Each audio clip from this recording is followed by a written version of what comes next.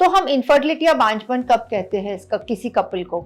हम कहते हैं कि जब 1 साल तक ट्राई करने के बाद भी अगर किसी कपल को बच्चा नहीं ठहरा तो हम उसको इनफर्टिलिटी वर्कअप के काबिल एक कपल समझते हैं। पुरुष की 50% जिम्मेदारी क्या है? किसी तरह का एडिक्शन यानी सिगरेट या गुटखा या पान पराग या तंबाकू या दारू का सेवन करना, इससे जो है स्पर्म की क्वालिटी खराब हो जाती है। एक सीमेन सैंपल अबनॉर्मल आने से आपने बिल्कुल नर्वस होने की जरूरत नहीं है। आपको एंड्रोलॉजिस्ट के पास जाकर ये जांच करके देखना है कि सीमेन क्वालिटी क्यों खराब हुई है, फिर आपकी वो जनरल जांच करके देखेंगे। जो औरत की 50% जिम्मेदारी है वो अलग है। जनरली उसको बॉडी में कोई खराबी ना हो, जैसे कोई रोग हो या कोई अनीमिया है या कोई समझो टीबी है या हार्ट डिसीज है या किडनी डिसीज है। जब हम लोकली देखते हैं तो सोनोग्राफी पर हमको ये देखना बहुत जरूरी है कि इन औरतों में किसी तरह का फिजिकल प्रॉब्लम इस यूट्रस ट्यूब्स में और ओवरीज में ना हो। तो एक सोनोग्राफी पे हमको पता चलता है कि क्या इस औरत को कहीं फाइब्रॉइड है या एंडोमेट्रियोसिस है या ओवरी में पीसीओडी है या वजाइना में कोई इन्फेक्शंस है, और उस तरह से हम इन पेशेंट्स को ट्रीट करते हैं। नमस्ते। तो आज मैं डॉक्टर अंजना धानू आज आपके पास एक नया वीडियो लेकर आई हूं, और वो है बांझपन या इनफर्टिलिटी के बारे में समझाने के लिए। तो हम इनफर्टिलिटी या बांझपन कब कहते हैं इसका किसी कपल को? हम कहते हैं कि जब इनके शारीरिक संबंध आकर 1 साल हुआ हो, जहां पर उन्होंने हर हफ्ते में एटलीस्ट 3 सेक्सुअल इंटरकोर्स ट्राई किए हो, और जहां उन्होंने किसी तरह का गर्भ निरोधक साधन यूज ना किया हो, यानी कॉन्डोम या कॉपर टी या ओरल कॉन्ट्रासेप्टिव पिल यूज ना करते हुए 1 साल तक ट्राई करने के बाद भी अगर किसी कपल को बच्चा नहीं ठहरा तो हम उसको इनफर्टिलिटी वर्कअप के काबिल एक कपल समझते हैं। तो जब ऐसा कपल मेरे पास आता है तो मैं कहती हूँ कि 50% जिम्मेदारी जो है वो पुरुष की है और 50% जिम्मेदारी औरत की है। तो पुरुष की 50% जिम्मेदारी क्या है? एक तो उसको किसी तरह का एडिक्शन यानी सिगरेट या गुटखा या पान पराग या तंबाकू या दारू का सेवन करना, इससे जो है स्पर्म की क्वालिटी खराब हो जाती है। या फिर अगर उनको फिजिकली कोई प्रॉब्लम्स हो, जैसे ओबेसिटी है या कोई थायराइड है या डायबिटीज है, जिसकी वजह से उनको संबंध रखने में कोई दिक्कत हो, तो ये प्रॉब्लम आ सकती है। तो हम जब कहते हैं कि पुरुष के 50% यानी उनको शारीरिक संबंध रखने में कोई दिक्कत ना हो, एक, और दूसरा उनका स्पर्म का क्वालिटी। तो स्पर्म की क्वालिटी हम किस तरह से जांचना चाहते हैं?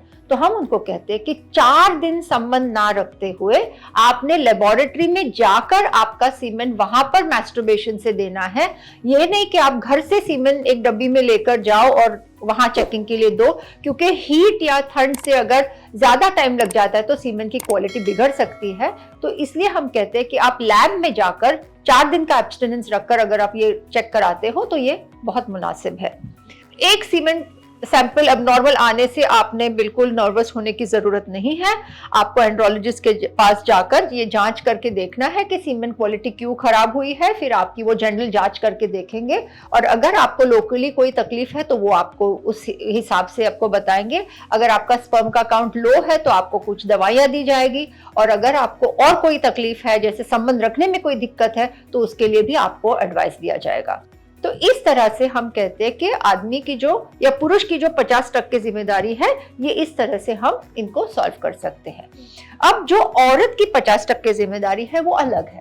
वो क्या है कि जनरली उसको बॉडी में कोई खराबी ना हो, जैसे कोई रोग हो या कोई अनीमिया है या कोई समझो टीबी है या हार्ट डिसीज है या किडनी डिसीज है। तो अगर वो बिल्कुल हेल्दी है और कोई तकलीफ नहीं, और ऑफ कोर्स ये अगर कोई बीमारियां है तो इन औरतों को भी हम स्पेशलाइज्ड चेकअप करके इनको हम काबिल बनाते हैं, फिजिकली फिट बनाते हैं बच्चा ठहराने के लिए।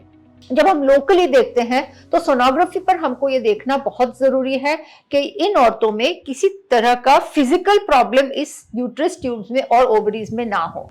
तो एक सोनोग्राफी पे हमको पता चलता है कि क्या इस औरत को कहीं फाइब्रॉइड है या एंडोमेट्रियोसिस है या ओवरी में पीसीओडी है या वजाइना में कोई इन्फेक्शंस है, और उस तरह से हम इन पेशेंट्स को ट्रीट करते हैं। अभी बहुत ज्यादा मात्रा में हम क्या देखते हैं कि औरतें जब हमारे पास आती है तो थोड़े बहुत चेहरे पर मुहासे है या ऑयली स्किन दिखता है, फिर थोड़ा चिन पे या दाढ़ी पर थोड़े बाल होते हैं या अपर लिप पे बाल होते हैं। हम जब पूछते तो कहते हैं हाँ ब्रेस्ट पर और घुटी के नीचे भी थोड़े बाल है, चिड़चिड़ापन, गुस्सा भी आता है उनको। तो ये जो है ये सब पीसीओडी के लक्षण है। और पीसीओडी हमको पता है कि बहुत कॉमन है, 4 लड़कियों में 1 लड़की में पाया जाता है। और इसलिए हम कहते हैं कि पीसीओडी के लिए अगर हम इसमें सर्जरी की कोई जरूरत नहीं होती है, बहुत कम मात्रा की लड़कियों में सर्जरी की जरूरत होती है पीसीओडी में। तो अगर इनके लिए हम डाइट यानी ठीक से खाना पीना, सोने की आदतें अच्छी हो, एक्सरसाइज करो, वेट लॉस कीजिए और कोई टैबलेट्स जिससे आपका अंडा अच्छी तरह से रिलीज हो, अगर इतना भी आप करके आप अपने शारीरिक संबंध मेंटेन करते हो तो आपका फर्टिलिटी का चांस बहुत अच्छी तरह से बढ़ता है। अगर नहीं होता है तो ही फिर आपको आगे जाकर अगर दूरबीन की तपास करने की जरूरत हो तो वो करने की गुंजाइश होती है। अब यूट्रस में कभी कभी और भी थोड़े कुछ प्रॉब्लम्स हो सकते हैं, मैकेनिकल प्रॉब्लम्स जो हम कहते हैं। तो बहुत ज्यादा मात्रा में हम देखते हैं कि कभी कभी फाइब्रॉइड्स आ सकते हैं। तो फाइब्रॉइड्स यानी क्या, 70% औरतों में या 70% औरतों में फाइब्रॉइड्स पाए जाते हैं। ये शुरू होते हैं वॉल में। तो ये जब वॉल में शुरू होते हैं तो ये देखिए, अभी फाइब्रॉइड्स एक या अनेक हो सकते हैं। ये फाइब्रॉइड्स शुरू होते हैं इस वॉल में डेवलप होना, फिर ये यहां से एक तो ऊपर की तरफ बढ़ सकते हैं या कैविटी की तरफ बढ़ सकते हैं। जो फाइब्रॉइड कैविटी में है या ट्यूब की तरफ है, ये ट्यूबो ओवेरियन रिलेशनशिप को बिगाड़ता है, या फिर यहाँ कैविटी में जहां बच्चे ने आकर चिपकना है, अगर यहाँ फाइब्रॉइड ही रहा तो फिर बच्चा ठहरने में दिक्कत हो सकती है। अब ये ध्यान में रहे कि कैविटी में का फाइब्रॉइड है उसको निकालना तो जरूरी है ही, जिसके सिवाय बच्चा ठहर नहीं सकता है। मगर जो बाहर के फाइब्रॉइड्स होते हैं ये हमेशा ही फर्टिलिटी प्रॉब्लम देते हैं ऐसा नहीं है, क्योंकि मेरे पास बहुत सारे पेशेंट्स हैं जो काफी बड़े बड़े फाइब्रॉइड लेकर भी प्रेग्नेंट हो चुकी है। तो अगर किसी औरत को फाइब्रॉइड्स की वजह से अबॉर्शन हुआ हो, यानी 12 या 14 हफ्ते में उसका प्रेगनेंसी लॉस हुआ हो, या फिर प्रेगनेंसी ठहरने में 1 साल के बाद भी अगर फाइब्रॉइड की वजह से दिक्कत होती हो, तो ही फिर उस फाइब्रॉइड को लेप्रोस्कोपी से हटाना जरूरी होता है। तो मेरा कहने का मतलब यही है कि हर चीज के लिए पहले ठीक से जांच कराइए और फिर ही डिसाइड कीजिए कि आपको सर्जरी की जरूरत है या नहीं।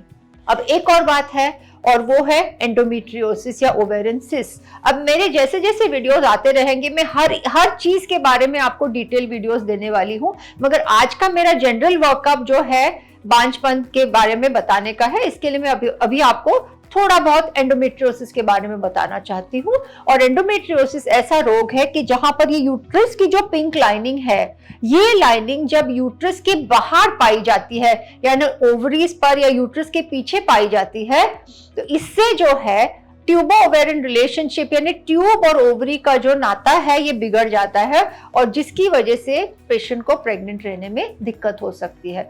तो इसको भी ये समझ में लेना बहुत जरूरी है जिनको भी एंडोमेट्रियोसिस है कि ये जो है बहुत पेन देता है, एक ये प्रोग्रेसिव है यानी ये बार बार आ सकता है, और ये रेकरेंट है। तो इसके लिए ट्रीटमेंट कंटिन्यूस रखना बहुत जरूरी है। सिर्फ लेप्रोस्कोपी से या दवाइयों से जब आप ये सिस्ट को हटाते हो तो हर 6 महीने में या हर 4-6 महीने में ये देखना जरूरी है कि क्या ये एंडोमेट्रियोसिस वापस आ रहा है या नहीं।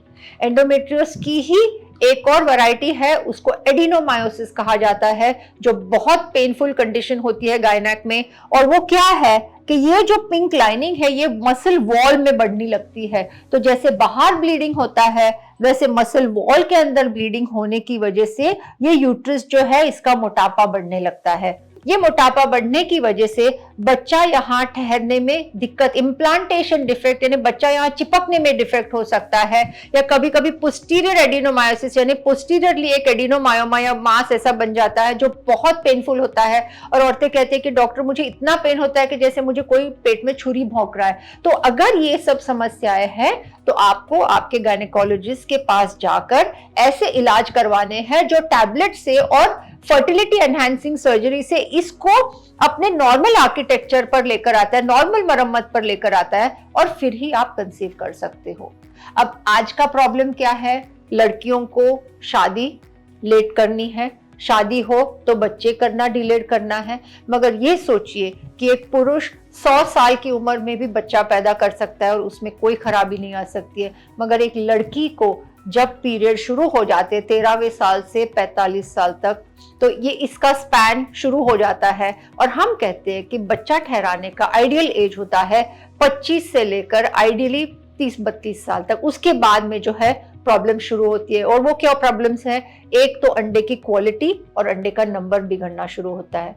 प्लस 35 साल के बाद जो बच्चे ठहरते हैं उनमें विकृति का चांस, यानी मतिमंदता, डाउन सिंड्रोम, ये सब चीजें होती है, या अबॉर्शंस या कॉम्प्लिकेटेड प्रेगनेंसीज और बढ़ जाती है। हम यूजुअली कहते हैं कि जिन लड़कियों को अपना साथी अभी तक लाइफ का नहीं मिला हो, या जिनको साथी मिला हो और उनको बच्चे का प्लानिंग डिले करना है, तो उन्होंने एक तो एग फ्रीजिंग या फिर एम्ब्रियो फ्रीजिंग करना है, जिससे उनका जेनेटिक मटेरियल जो है वो एक स्टेज तक स्टोर हो जाता है और उससे उनको आगे जाकर जब भी बच्चा प्लान करना है उसमें दिक्कत ना हो।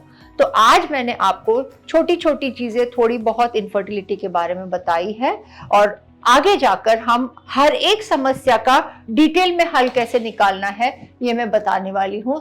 तो मुझे ऐसे लगता है कि मैंने आपको थोड़ी बहुत जानकारी दी है, और आपको और कोई सवाल हो तो मैं अपने कॉन्टैक्ट नंबर्स, हॉस्पिटल के कॉन्टैक्ट नंबर्स, क्योंकि ये हमारा जो सीरीज है ये टोटली इंफॉर्मेशन बेस्ड है, पेशेंट को इंफॉर्मेशन देने के लिए, और एजुकेशन बेस्ड है। तो मुझे ऐसे उम्मीद है कि आपको ये अच्छा लगा हो। Thank you.